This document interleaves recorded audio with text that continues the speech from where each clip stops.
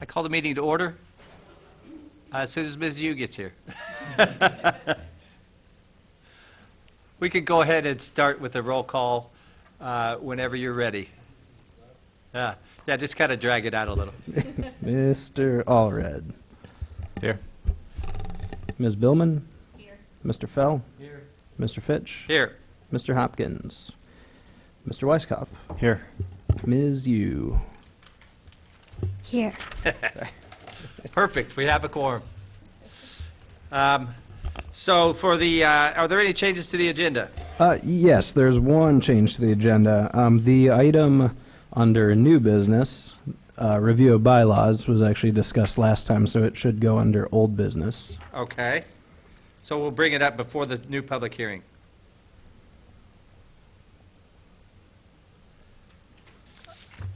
Great. Any objections to that? No? All right. So the agenda's suddenly changed. Approval of the minutes. We've got minutes from the December 5, 2019 regular plan commission. Let's do these one at a time because I do have a question on the next one. Does anybody have any motions in regards to the minutes? I move. For what? For December 5th, I move the minute for Plan Commission to Be approved. be approved. Okay. Okay. Moved by Ms. Yu, second Mr. Fell. Any changes to the minutes? We can do a voice vote on this. All those in favor, say aye. I Those opposed? The minutes are approved from the December 5th meeting of 2019. January 30th, 2020, Plan Commission special meeting. We can go ahead and have a motion, and then I have a question about the language that might subtly, it's not going to change it in substance. I think it's just, it's a question. let me do it again. You're I going to get move- good at this. Yeah, getting close to the chair. Yeah. Uh-oh. I move that for the minutes from January 30th, 2020 Plan Commission special meeting to the Plan Commission Council to Plan Commission to be approved. Motion by Ms. Yu, second Ms. Billman. Before we vote, my question has to do with the third sentence, I guess it is, in the review of bylaws on the first page. It starts out, he pointed out that the commission would need a quorum of the members present in order to allow a member to remotely attend a meeting. I think that's supposed to say a majority of a quorum. Isn't that what you're trying to say? That was the gist of it there? Well, the gist of it is that there has to be There has to be a quorum. there has to be a physical quorum here before somebody can remote it. Correct. Yeah, And they don't count towards the quorum. correct. But are you trying to say here that, do we have to approve it under this with a majority of, I can't exactly remember the discussion. If a majority would actually have to vote to allow the person to attend remotely. Oh, I don't recall that being a discussion where there would need to be a vote to allow Yeah, somebody to right. attend remotely. Right. I don't recall that being a Anybody else? discussion point. Maybe I just, yeah, right. Okay, never mind then. Okay. All right, that was my only question. So again, a voice vote. All those in favor of approving the minutes? Aye. Aye. Those opposed? Those minutes are approved. Do we have any communications? No communications. Continued public hearings. Plan case 2359 T18, application by the zoning administrator to amend the ordinance with changes to Article 2, 5, and 6 to facilitate solar energy installation. That case has been withdrawn. Yeah, that's still something we plan to do in the future, but rather than just have it hang out, You'll bring it back. Yeah, we at have said other time. fish to fry in the interim. So, yeah, sure. Okay, so that one's withdrawn. Plan case 2360 M18 and annexation case 2018 A03. Proposed annexation agreement between the City of Urbana and Henry Mercalo including rezoning from County R5 Manufactured Home Park to City R1 Single Family Residential for a 1.101 acre parcel at 2218 East University Avenue in Urbana. That case was continued and still is continued to the April 23rd, 2020 meeting. Plan case 2383T19, application by the zoning administrator to amend the subdivision and land development ordinance and create the manual of practice. That also has been continued a couple of times, including to meetings that were subsequently canceled. Therefore, that now is continued to May 21, 2020. Old business. Now we're jumping over to the bylaws now. So the review of the bylaws is moving ahead of the new public hearing.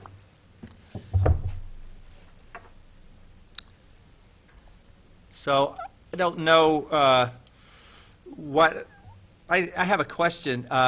So we talked about we just read in the minutes that we had talked about remote attendance being, and I don't see any mention of remote attendance in these bylaws that were put on the website. Correct. I just noticed that we must have picked the wrong file to upload, so we included the currently adopted bylaws instead of the amended bylaws That's what I that was we afraid of. discussed.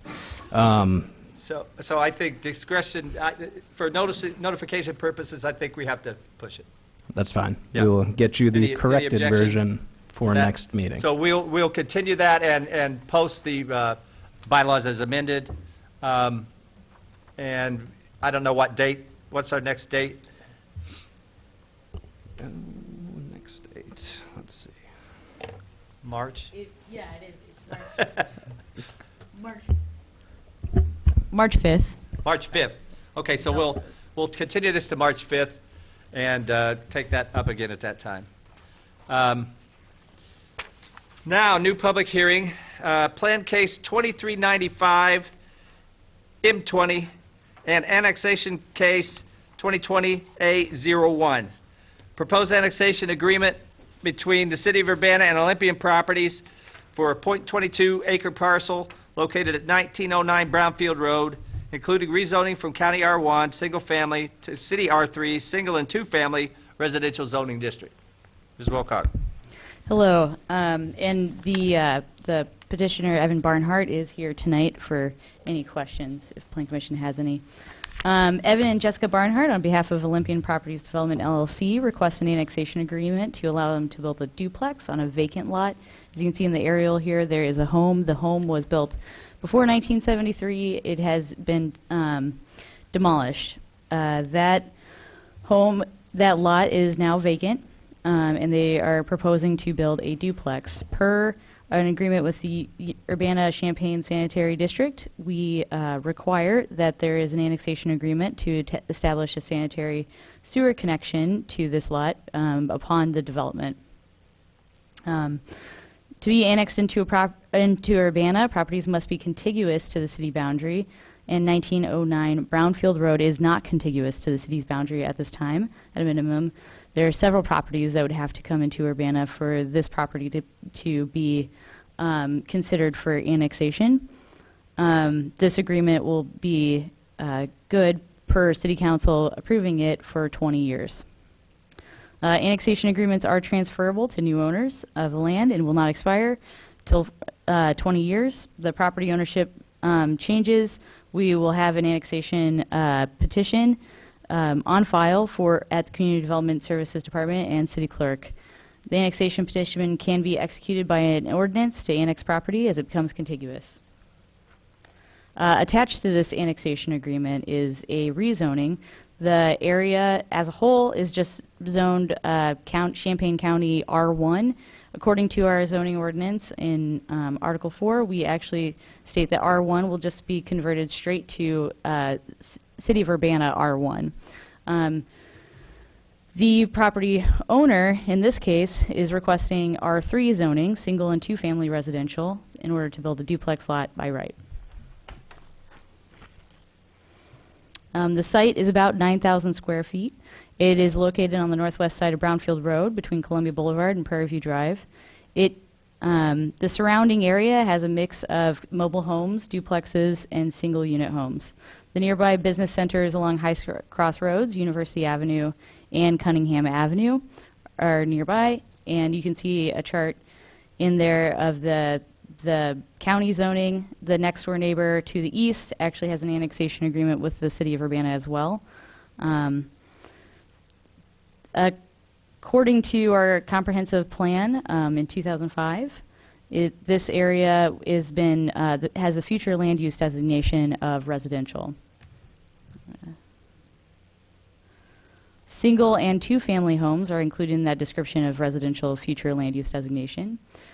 The goals that this project seems to meet would be Goal 15.0, encourage compact, contiguous, and sustainable growth patterns. Goals 19, provides strong housing supply to meet the needs of a diverse and growing community. Goals 34, encourage development in areas where adequate infrastructure already exists.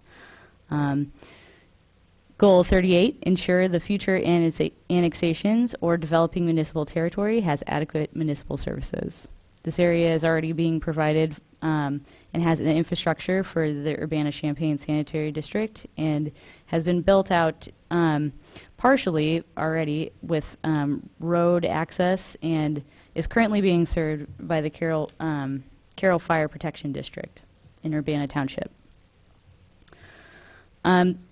Because this property owner is requesting a rezoning to with this annexation agreement that is being heard tonight at Plan Commission, we're going to go through the rezoning criteria. The first criteria is the existing land uses and zoning for the nearby property. The proposed rezoning to R3 single and two-family residential is compatible with land uses in the immediate area. Despite the surrounding area being zoned County R1 single-family residence, which does not allow duplexes, many of the surrounding parcels contain duplexes or mobile homes. The proposed rezoning is therefore appropriate for the area. The second criteria, the extent to which the property values are diminished by the restrictions of the ordinance. It is unlikely that the proposed rezoning would have any effect on neighboring property values. The rezoning will allow the property to be redeveloped, should have a more positive impact on surrounding properties than the dilapidated house that the lot had. The third criteria, the extent to which the ordinance promotes health, safety, morals, or general welfare of the public. The proposed rezoning will not affect health, safety, morals, or general welfare of the public in any way. 4, the relative gain to the public as compared to the hardship imposed on the individual property owner. The public would see little gain if the property is annexed to the city as R1 single-family residential zoning, as the property would allow only one dwelling unit and would be required to be slightly smaller in living space. Under the city R3 zoning, there would be a small increase in the allowable living space. The property owner will not see a significant increase in permitted uses, which you can see in your Exhibit E. The number 5, the suitability of the subject property for the zone purposes. The property is suited for 2 dwelling units, which would be allowed under the proposed R3 zoning.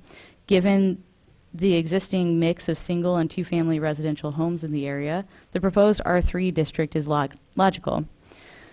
If it also reflects the residential future land use designation shown in the 2005 comprehensive plan. With the periphery of the city usually having a mix of housing types and prices, including affordable rentals, the proposed development fits the zoning district well. Number 6, the length of time the property has been vacant as zoned, considering the context of land development in the area in the vicinity of the subject property. The property is vacant and has been vacant for 6 months. Number 7, the community's need for more of the proposed use. The property owner cites providing twice the amount of available rental housing. Though the owner has not indicated how much the units will rent for, the developed parts of Champaign County generally provide more affordable rentals than in incorporated areas. The 2005 comprehensive plan states that more low and moderate income housing opportunities are needed. The proposed rezoning could add 2 relatively affordable rental units to help meet that objective. Number 8, the care with which the community has planned its land use development. The 2005 comprehensive plan created areas with different levels of residential intensities, regional, community, and central.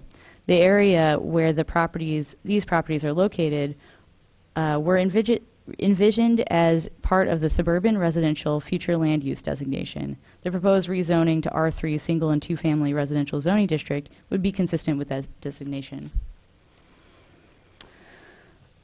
Staff did not find that there was much of a fiscal impact for this annexation agreement. If the property was as the property will not be immediately annexed into the city. Summary of staff findings you can find in your packet.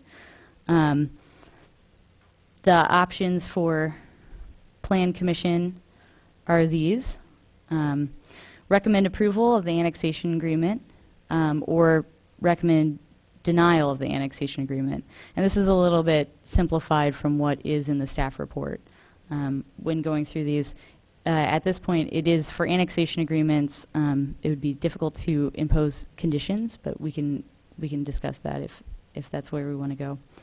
The staff recommendation for this case, based on the evidence presented in the discussion above, and without the benefit of considering additional evidence that may be presented at a public hearing, staff recommends that the Plan Commission make a recommendation to City Council to approve the annexation agreement and rezoning.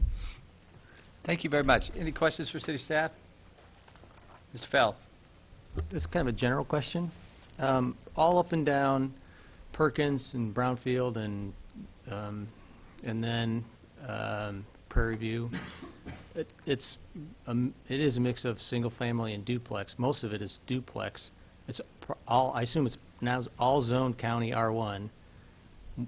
When we annex that in, we annex it in as R1. So my question is, do we annex in all this non-conforming use, or do we rezone it before we annex it in? Yeah, so that's a really good question. And currently, what we have to go by is what's on the books, the rules. And I think those rules are really general, that R1 county is R1 city. And yes, that area has been just mass zoned R1 by Champaign County, but the majority of that area was actually built before Champaign County had a zoning ordinance in 1973. So there's a lot of mixed type housing types and styles. Well, I guess sort of my question is, if we annex a duplex, we'll say, and it's a non-conforming use and it burns down, and they want to rebuild a duplex, they have to come and ask to have their property rezoned because it was a non-conforming use? Yes, currently, yeah. Okay. All right. That was it. Thanks. Mr. Weisskopf? No? I just want to understand what you're asking us to do. So you're asking us to approve an annexation agreement for a property that can't be annexed and rezone a property that we don't have the authority to rezone because it's not in the city of Urbana. Let me clarify. You're recommending approval for or denial of an annexation Sure. agreement with a rezoning that's attached Yes. to it. In annexation agreements, people can negotiate the terms like rezoning Sure. and waivers. For this annexation agreement, it is within our 1.5 miles from the city Sure. distance, and it is in the Urbana-Champaign Sanitary District, so it is required to get an annexation agreement. It would be difficult at this point to annex this property without, it would be impossible without having properties next to it, Sure. so it's to contiguous. Make it be, yeah, right. Yes. So basically, any approval would have to have 20 years to be able to happen? Is that correct? It has 20 Yeah. years. Yeah. Yeah. So, Ms. Billman? But they won't have to wait 20 years. It just means within a 20-year time period for how we vote. Well, the agreement would be enforced as of today, but it couldn't be effectuated or implemented until all those other 5 properties Yes. come in. Yes. No, What? a little bit, very Oh. close. Yeah. The Okay. agreement will be in effect The agreement is, immediately. sure, yeah, right. The annexating the property will not be in effect until it's contiguous. Correct. Yeah. That's good clarification. Anything else, Ms. Yu? So let me see if I understand it correctly. right now, this property is within 1.5 miles ETJ of City of Urbana. And this property wants to have a change of zoning type from R1 to R3. Yes, that is correct. And is this event independent of the annexation agreement? I just want to understand. So let's say there's a property wanted to, within this 1.5 mile ETJ, it wants to change zoning type. Can it go to City of Champaign? Can it, or it has to go, County. no, County of Champaign, or can it go, or it has to go to City of Urbana? And if they go to City of Urbana, can they just apply for a rezoning without an annexation agreement? I just do not understand these two things. What's the order and logic here? Yeah, it's difficult because there's two different numbers, but it's actually the same thing. But they're filed separately, and there's state requirements for that filing. So it's an annexation agreement for the city of Urbana, and with the city of Urbana, in that annexation agreement, there is a rezoning that is requested. So it's all within that one document. But the reason that the annexation agreement is required here is because the city has an agreement with the Urbana-Champaign Sanitary District that says any time there's a new sewer connection that's in your ETJ, that parcel needs to enter into an annexation agreement with the city, just so that at some point in the future, if it ever annexes into Urbana, there's already an agreement in place so that Urbana is comfortable that that property is going to fit in with the city. So when we do annexation agreements, if somebody wants to do, so if somebody needs a new sewer connection like they do in this case, and they want to do something that's not allowed in the county zoning, we can apply a rezoning at that time to city zoning, which is what's going on here. And then that zoning, those zoning rules that are in the annexation agreement are what governs what can be done with the property. It's all kind of complicated and convoluted, but that's how the agreements work. So the developer wants to develop this parcel, and it has to be connected to the sanitary district.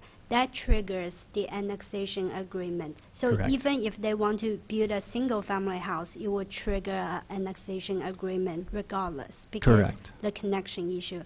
And then on top of that, they want to build a duplex, which since they have an annexation agreement in going, they just put this additional request into the same annexation agreement. Therefore, we presented these cases. Correct. Yeah, you got it. Okay. All right, Mr. Weisskopf. To confirm then, of these two separate things, it's possible to vote yes to the annexation and no to the R3. That's theoretically possible. Or it's, Theoretically, I suppose that's possible. But actually, so the reason that these cases come before the Plan Commission is solely because there's a rezoning. Typically, if it's a standard annexation agreement and there's no rezoning, it doesn't come to Plan Commission, it goes straight to City Council. So if Plan Commission wanted this property to have an annexation agreement but didn't want the duplex, then he would just recommend denial of the rezoning. And then if the rezoning was denied, then I suppose there could be an agreement to allow just a single-family home there. Mr. Allred. Question about the property with the annexation agreement just to the east. What is the zoning, I guess, that applies to that annexation agreement? Is it R1 or has it been changed? So that rezoning was an emergency connection annexation agreement. Emergency, something happens maybe with your septic system and you need to connect to the sewer system and you needed it yesterday. So usually those connection annexation agreements don't have a rezoning or much of that process for request. And so for that case, there was no rezoning request. It's R1, yeah. Overmeyer. All right, any further questions? I just want to re-emphasize that if we accept this agreement, nothing happens. So just so we understand, nothing happens now. Within 20 years, something could happen. Well, correct. Nothing happens from our perspective, but what would happen is Right. the applicant would be allowed to build the duplex that they want. And if it ever comes into the city, it would be built to our zoning and our building codes and et cetera. Okay, but so it can go ahead and build it? Yes. Okay, It Mr. just Owen. won't. It just won't be part of the city. okay. And- Perhaps all right, ever. that's an important piece of information that I was obviously missing. I thought he was going to have to wait to build upon execution of the actual agreement. Ooh, All right, good. My eyes are open. sorry.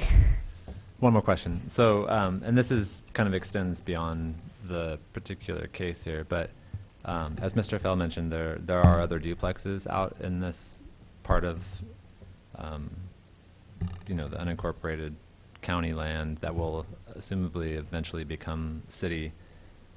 Will there be, the comprehensive plan's going to be updated in theory fairly soon. Is this something that would be discussed in terms of, does it make sense to eventually rezone this as R1, or should it be rezoned as R3 to reflect what's going on out there? I'm so glad you brought that up because I was kind of thinking that when Mr. Fell brought this up. But yes, we are coming into, we're slowly pursuing updating our comprehensive plan, and this is a great conversation for the comprehensive plan. The comprehensive plan, though, will be more generalized, but there can be recommendations, goals, and objectives in there that could be a little bit more specific about this particular area, especially if it's working, having some duplexes, having a mix of single-family homes. Yeah. Then we could probably be a little bit more specific in the future about what the appropriate zoning district would be if it comes into the city. Mr. Fell?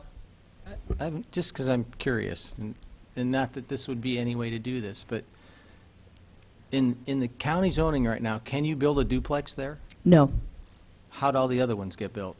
before 1973. They're Okay. non-conforming. Yeah. All right, okay. All right. Anything further for staff? Oh, thank you very much. Mr. Barnhart, would you like to address the Plan Commission? Not unless you have any questions for me. Does anybody have any questions for Mr. Barnhart? No, sir. Thanks.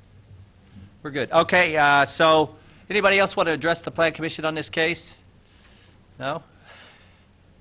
In that case, we'll close the public input, and we will have discussion and possibly vote. Any discussion on this? Well, I'll go. Yep. I mean, I lived 200 feet from here for a long time. What is proposed to happen is just what happened, it's what's there. So to me, it's kind of a no-brainer, so. yeah. I'd never had a problem with the zoning. I just couldn't get my head around the process. So why do it if you can't build? But if you can go ahead and build, great. Ms. Billman? Oh, yeah, I was just wondering what would any downfalls, any negatives to approving this? I don't see any either. I don't. I think it'd be Mr. more, Owen? make it more likely that there'll be R3s around this one. Yeah, If it comes could be, together. yeah. And that's probably a good thing. Yeah, I Mr. think Allred. it's sending a signal. So that's why my comment about the comprehensive plan. Eventually, we're going to be discussing the comprehensive plan I agree. and what goes in this area, and we should keep that in mind. Yeah. Because we've already signaled that And this s- seems to and make maybe sense. some flexibility, so if it doesn't, R1 doesn't go straight to R1, but it could go to a range of Rs, as determined by the Plan Commission at the time of whatever, right? Okay, anything further? In that case, we're probably ready for a motion. Ms. Billman? I'll try. I move that we